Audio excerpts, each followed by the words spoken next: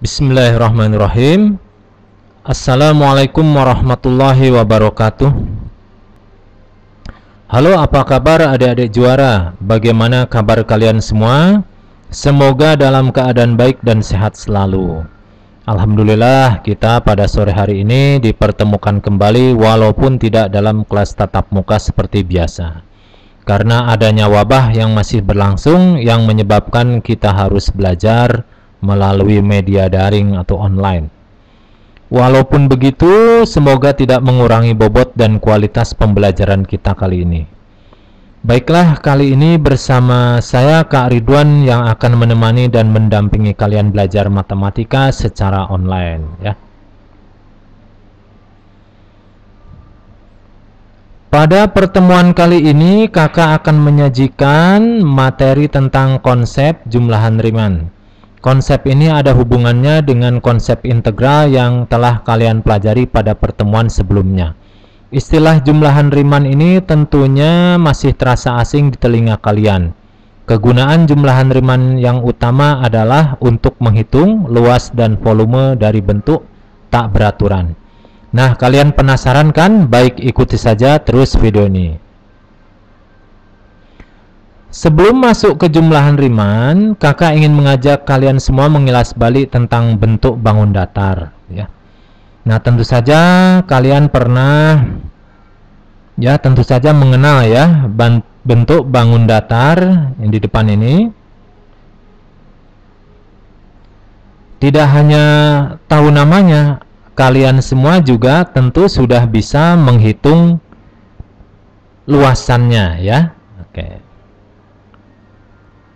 Nah, selain itu juga kalian pernah belajar menghitung luas bentuk datar campuran ini ya. Untuk menghitung luasan bentuk seperti ini tentunya harus dipecah dulu ke dalam luasan yang sudah kalian kenal sebelumnya ya. Kalau bentuk yang seperti ini tentu saja dibentuk ke dalam setengah lingkaran dan persegi panjang ya. Oke, bentuk yang lainnya seperti ini. Nah, ini kan bentuknya acak ya, tak beraturan juga. Tapi ini masih bisa dipecah-pecah ke dalam bentuk yang kalian sudah pernah tahu rumusnya ya. Nah, kalau menurut kakak ini bisa dibentuk ke dalam 3 trapesium. Nah, seperti ini ya. Oke. Baik. Nah, bagaimana kalau bentuk datar yang seperti ini? Ini kan kita tidak tahu namanya ya, bentuknya apa ya. Kemudian rumusnya juga apalagi kita belum tahu ya. Nah, untuk seperti ini adik-adik pernah dulu mengenal tentang cara menghitung luas pakai kertas berpetak ya. Nah, kalau kita bentuk grid-grid seperti ini, kotak-kotak ya. Nah, ini bisa dihitung luasannya. Cuman rasanya kalau menghitung cara seperti ini kurang presisi karena banyak luasan yang sisanya yang tidak dapat dihitung. Nah, kita mulai saja konsep jumlahan Riemann-nya ya. Nah, untuk bentuk yang seperti tadi ya, kita dapat menghitung dengan jumlahan Riemann. Nah, apa jumlahan Riemann itu? Yaitu suatu pendekatan untuk memperkirakan luas bidang datar ya. Biasanya bentuknya tak beraturan yang dibatasi oleh suatu kurva dengan menggunakan pendekatan beberapa persegi panjang. Riemann sendiri diambil dari nama penemunya, yaitu Bernard Riemann, matematikawan asal Jerman. Nah, jika luasannya bentuknya seperti ini, nah ini bisa kita bagi-bagi ke dalam beberapa partisi. Nah, satu partisi ini bentuknya dibuat seperti persegi panjang dengan lebar yang sama. Nah, adapun konsep jumlahan Riemann apa saja yang perlu Anda ketahui? Nah, misalkan bentuknya tadi seperti ini ya. Nah, bentuk seperti ini tentunya kita harus dekati dengan suatu fungsi. Nah, ini merupakan kurvanya dan ini luasannya adalah luasan di bawah kurva ya. Nah, luas daerah di bawah kurva Y sama dengan Fx antara X sama dengan A sampai X sama dengan B dapat didekati dengan membagi beberapa partisi atau kolom ya. Biasanya berbentuk persegi panjang dengan lebar delta X yang sama. Nah, seperti ini gambarannya ya, adik-adik ya. Misalkan ini suatu kurva Y sama dengan Fx, kemudian dibatasi oleh X sama dengan A sebagai batas bawah, kemudian X sama dengan B sebagai batas atas. Kemudian kita ambil satu partisi berupa persegi panjang ya, dengan lebarnya yaitu delta X. Kemudian kita ambil salah satu garis tengah yaitu XY, kemudian sebelahnya XY plus 1. Nah, jarak antara XY dan XY plus 1 kita namakan juga sebagai delta X. Nah, di sini lebar partisi dapat dihitung dengan cara B dikurangi A dibagi dengan N. Nah, B itu adalah batas atas, A batas bawah, N adalah banyaknya partisi atau persegi panjang. Kemudian XY adalah titik tengah partisi ke I. I-nya bergerak dari 1, 2, 3 sampai N. N itu tadi menyatakan banyaknya persegi panjang. Nah, misalkan kita akan mencoba luasan suatu daerah yang tak beraturan, yang berada di bawah kurva dengan berapa partisi, misalkan 9 partisi ya, seperti gambar ini ya. Nah, kita batasi dengan batas bawah adalah A dan batas atas adalah B. Nah, kemudian kita namakan kurvanya Y sama dengan Fx. Nah, L1 menyatakan luas partisi ke-1, L2 menyatakan luas partisi kedua, L3 menyatakan luas partisi ketiga, begitu pula L4, L5, L6, L7, L8, dan L9. Nah, untuk menghitung luasan daerah yang diarsir ini yang sudah terbagi ke dalam 9 partisi, berarti kita sama aja dengan menjumlahkan L1, L2, L3 sampai L9. Nah, tapi sebelumnya kita coba dulu, di sini ada beberapa garis putus-putus ini menyatakan sebagai titik tengah dari partisi gitu ya. Nah, ini salah satu titik tengah kita nyatakan sebagai XY, dan titik tengah di sebelumnya yaitu XY min 1. Nah, jarak antara XY min 1 dan XY kita nyatakan sebagai delta X. Nah, kemudian ini yang titik merah ini sebagai titik perwakilan. Misalkan XY min 1, kemudian ini XY, kemudian nilai dari XY jika dimasukkan ke kurva ini menjadi Fx min 1. Kemudian XY dipetakan menjadi Fxy. Nah, gunanya ini adalah untuk menghitung dari panjang per segi panjang. Nah, luasannya berarti kita menjumlahkan L1 ditambah L2 ditambah L3 sampai L9 sebanyak partisi ini. Nah, kemudian kalau kita ringkas menjadi bentuk notasi sigma, berarti sama aja dengan sigma I dari 1 sampai 9 Li. Nah, Li itu adalah luasan dari salah satu partisi. Nah, luasan partisi. Nah, misalkan kita ambil salah satu partisi sebagai sampel. Di sini lebarnya adalah delta X dan panjangnya adalah Fx. Nah, di sini Fx itu panjangnya beda-beda, walaupun delta X-nya tetap sama, tetapi di sini panjang dari persegi panjang ini beda-beda dari tiap partisi, tergantung dari nilai XI yang dimasukkan, ya. Nah, kemudian karena tadi LI menyatakan luas partisi ke I, maka di sini sedangkan LI itu tadi adalah luas dari partisi, yaitu lebar kali panjang. Nah, kita masukkan di sini, kita substitusi LI menjadi Fxi kali delta X. Nah, delta X itu apa tadi? B dikurangi A dibagi dengan N. Sehingga di sini luas daerah ini berdasarkan konsep Joule-Riemann adalah sigma I dari 1 sampai N Fxi kali delta X.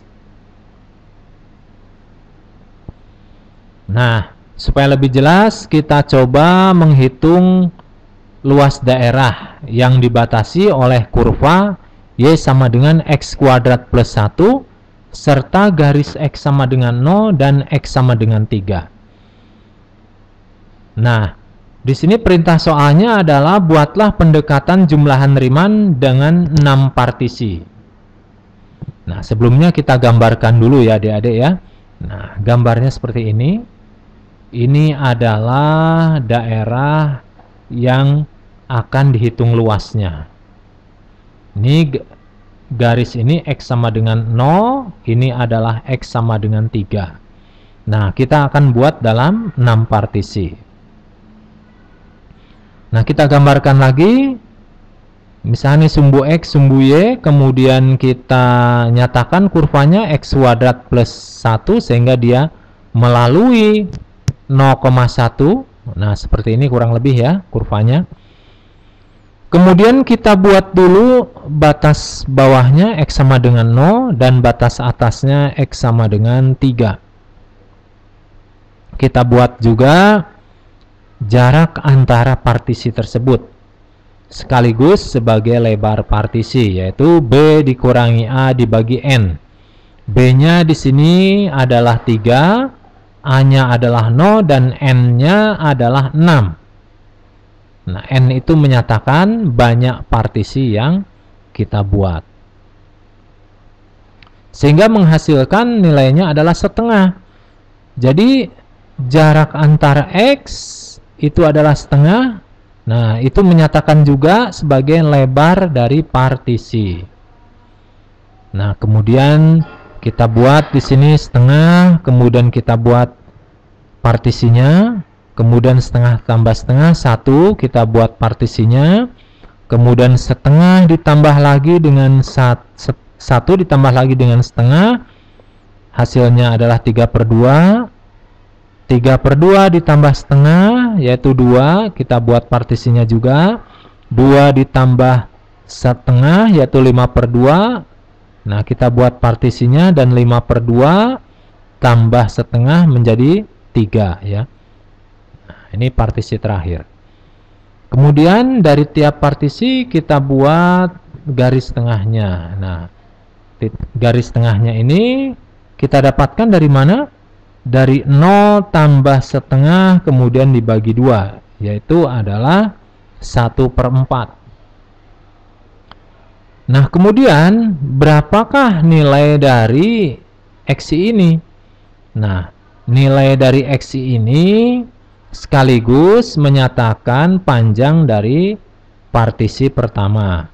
Nah, panjang dari partisi pertama kita hitung yaitu X1 tadi 1/4 dimasukkan ke fungsinya ya, sehingga menjadi 1/4 kuadrat ditambah 1, hasilnya adalah 17/16. Kemudian kita buat partisi kedua, yaitu tinggal menambahkan tadi yang X1 ditambah dengan setengah sehingga menjadi 3/4. Nah, untuk mengetahui nilai dari X2 ini tinggal dimasukkan, disubstitusikan ke dalam Fx, sehingga menjadi 25/16. Nah, untuk menentukan X yang ketiga, tinggal menjumlahkan saja. X yang kedua barusan 3/4 ditambah dengan setengah, sehingga menjadi 5/4. Nah, panjang dari partisi ketiga ditentukan, yaitu 5/4 kuadrat ditambah 1 sama dengan 41/16. Nah, kemudian X yang keempat menjumlahkan 5/4 ditambah dengan setengah, sehingga menjadi 7/4. Nah, begitu seterusnya sampai partisi yang terakhir, partisi yang keenam. Nah, setelah selesai dibuat partisi yang keenam, kita lanjutkan perhitungan luasnya ya. Nah, kita gunakan dengan rumus dari jumlahan Riemann. Nah, tadi Fx1 hasilnya 17/16, maka luas partisi pertamanya 17/16 dikali setengah, yaitu hasilnya 17/32. Kemudian Fx2 adalah 25/16, maka luas partisi keduanya adalah 25/16 dikali setengah, yaitu 25/32.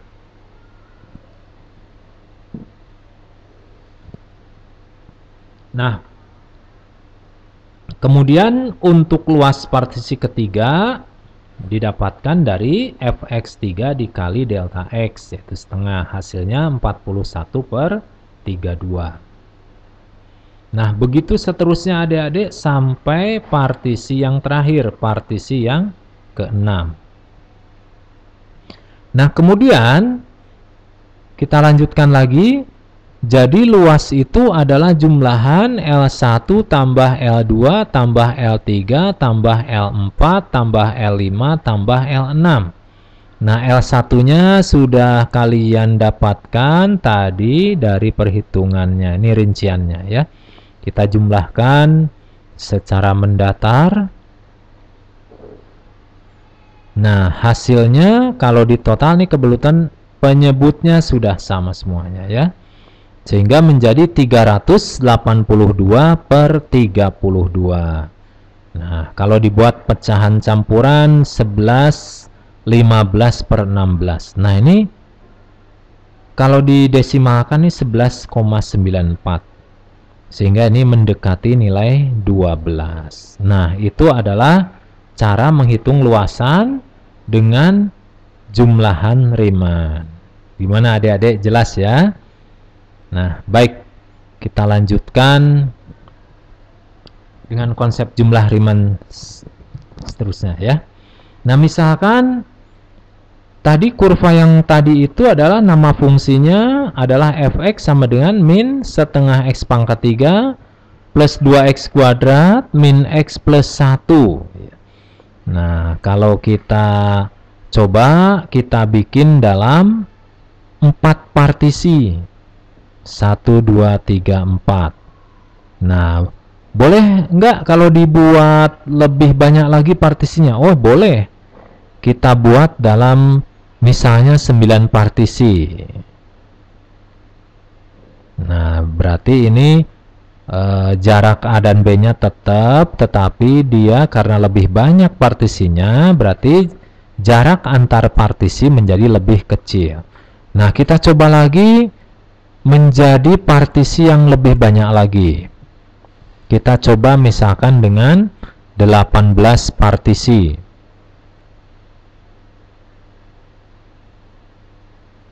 Nah, ya, kita buat dalam 3 varian ya partisinya ya, yaitu 4 partisi, 9 partisi, dan 18 partisi. Baik, kemudian kita bandingkan hasilnya. Nah, di sini sudah kakak sejajarkan, yang ini 4 partisi, 9 partisi, dan 18 partisi. Terlihat oleh adik-adik semuanya bahwa kalau kita buat dalam 4 partisi, tampaknya ini luasnya masih kasar ya adik-adik ya. Pendekatannya masih kasar. Nah, masih banyak celah-celah kosong ya, yang belum terisi. Kemudian kalau kita buat dalam 9 partisi, tampak di sini agak sedikit lebih halus karena di sini ruang-ruang kosongnya tinggal sedikit. Nah, lebih rapat ya. Nah, kalau kita buat lagi dalam partisi yang lebih banyak lagi, tentunya di sini terlihat akan semakin halus. Nah, di sini tampak makin rata dibandingkan 2 sebelumnya ya. Nah, jadi dari sini kita dapatkan kesimpulan bahwa semakin banyak partisi, maka luasnya semakin lebih mendekati luas sebenarnya. Nah, atau semakin banyak partisi, maka luasnya semakin presisi. Nah, sekarang kita coba hubungan jumlah Riemann dan integral tentu. Nah, misalkan ini grafik sebuah kurva ya. Ini batas bawahnya X sama dengan, ini batas atasnya. Misalkan di sini batas bawahnya X sama dengan A, batas atasnya X sama dengan B. Kita buat dalam beberapa partisi. Nah, misalkan kita buat partisi yang lebih banyak. Nah, ini tanda titik-titik ini untuk meringkas bahwa di dalam titik-titik ini masih terdapat banyak partisi.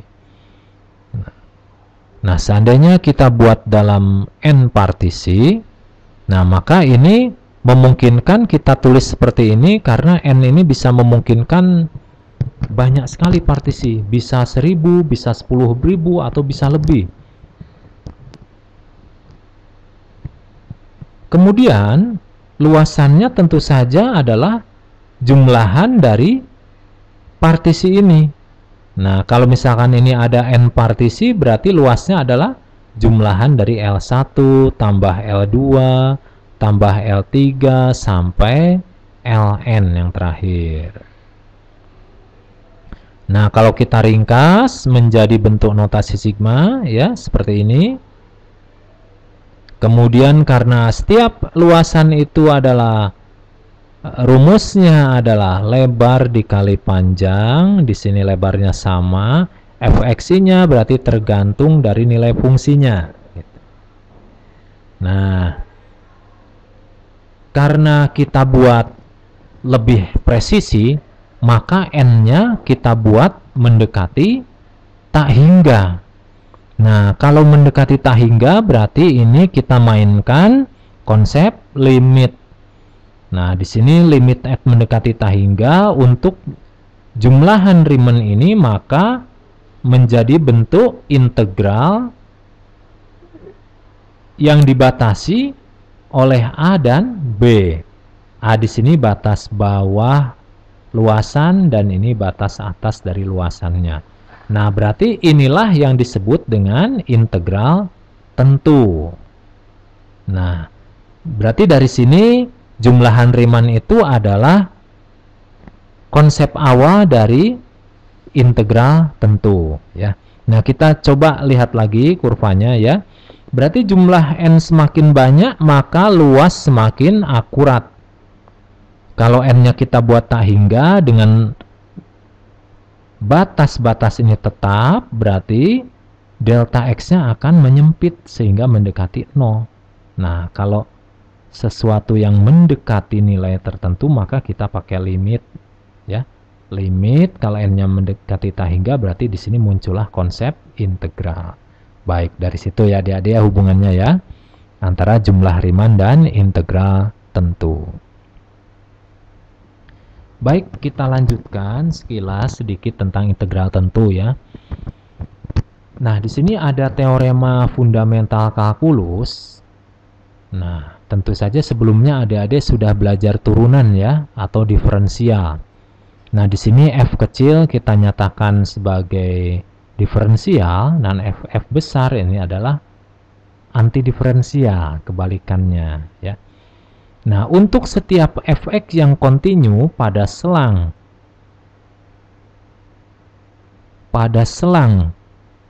A sampai B, maka berlaku integral A sampai B fx dx adalah f besar B dikurangi f besar A.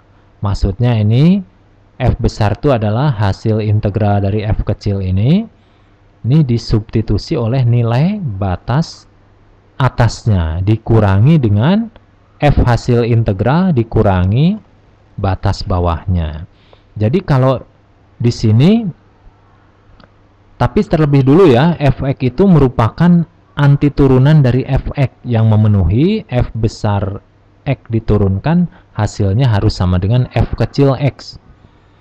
Nah, gitu ya. Jadi integral tentu ini menghasilkan sebuah nilai.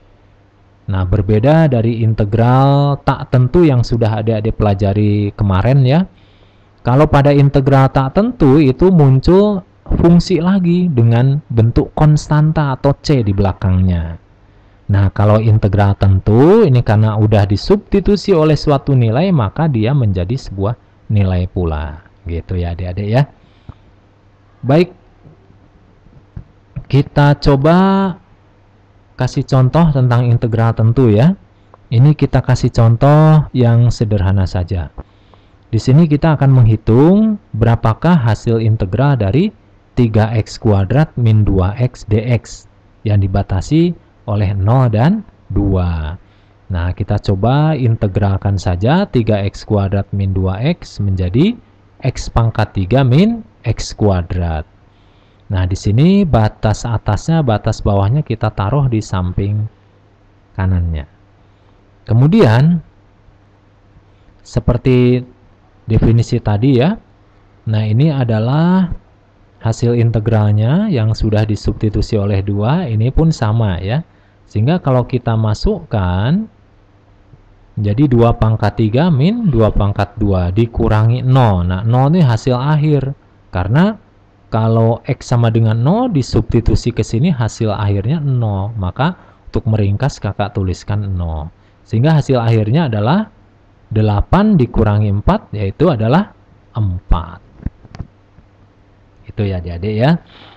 Nah, bagaimana kalau bentuk yang lebih rumit? Nah, seperti ini misalkan. Berapakah integral dari 3x kuadrat kali x pangkat kali akar x pangkat 3 plus 1 dx? Nah, di sini tampaknya lebih rumit dari yang tadi ya adik-adik ya. Nah, di sini adik-adik masih ingat bentuk integral substitusi. Nah, kita misalkan dulu ya. Kita misalkan dulu U sebagai x pangkat 3 plus 1. Sehingga kalau U diturunkan terhadap x menjadi du per dx sama dengan 3x kuadrat. Atau boleh dirubah bentuknya menjadi dx sama dengan du per 3x kuadrat. Kemudian jangan lupa, di sini batasnya masih dalam x. Kita rubah dulu dalam bentuk u.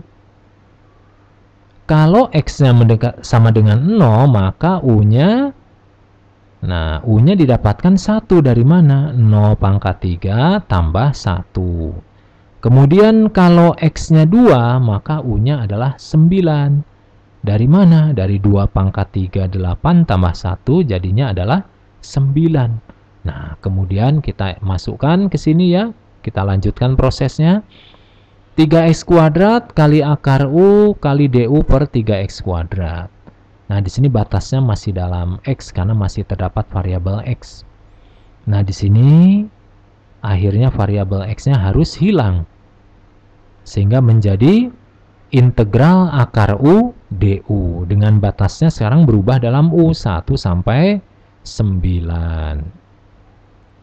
Nah, kita masukkan batas atas batas bawah ini ke dalam hasil integrasi ya, hasil integralnya.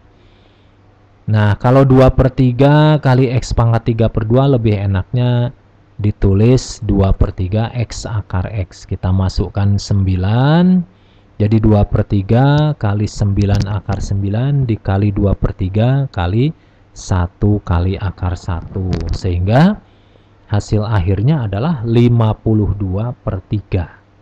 Nah, itu ya. Nah, ini kalau dua contoh ini integral tentu hasil akhirnya merupakan sebuah nilai, jadi bukan berupa fungsi lagi. Itu ya adik-adik ya.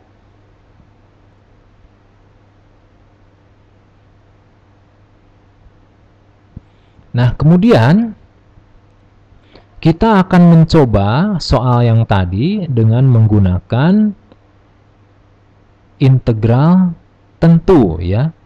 Jadi kita akan coba integral tentu ini untuk menghitung luas dari suatu daerah. Nah, misalkan fungsinya sama, yaitu Y sama dengan X kuadrat plus 1. Daerah yang mau dicari adalah yang dibatasi kurva, kemudian X sama dengan 0 dan X sama dengan 3. Nah, kita gunakan integral tentu. Nah, luasnya yaitu X kuadrat plus 1 dx yang dibatasi dari 0 sampai 3. Jadi di sini integrannya diisi oleh fungsi yang membatasi kurva ini. Nah, kemudian kita hitung, kita integralkan dulu. X kuadrat diintegralkan menjadi 1/3 X pangkat 3, 1 diintegralkan menjadi X, nanti disubstitusi oleh 3 dan 0, sehingga menjadi F3 min F0. Nah, hasilnya adalah 9 plus 3, yaitu adalah 12. Nah, kalau yang tadi berapa adik-adik? Yang pakai integral Riemann 11, 11,94. Nah, biar lebih jelasnya kita coba bandingkan ya. Di sini luas daerah yang mau dicarinya memakai integral Riemann. Kemudian kita bandingkan dengan luas daerah yang dicari dengan integral tentu. Nah, kalau di sini kita gunakan rumus jumlahan Riemann. Nah, luasannya berupa jumlahan dari partisi-partisinya. Nah, kalau pada contoh ini kita dapatkan hasil akhirnya 11,94. Nah, kalau pakai integral tentu, hasil akhirnya adalah integral dari X kuadrat plus 1 dari 0 sampai 3, yaitu hasilnya adalah 12. Nah, coba adik-adik bandingkan, di sini nilainya 11,94 mendekati dengan nilai 12. Nah, berarti kalau misalkan ini partisinya ditambah tidak hanya 6 ya, misalkan 12 atau lebih ya, mungkin di sini luasannya akan hampir sama dengan 12 ya, adik-adik ya.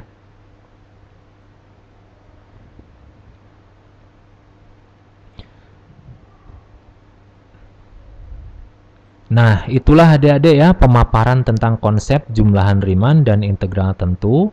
Untuk integral tentu yang lebih detail seperti menghitung luas daerah akan dijelaskan di pertemuan yang lainnya.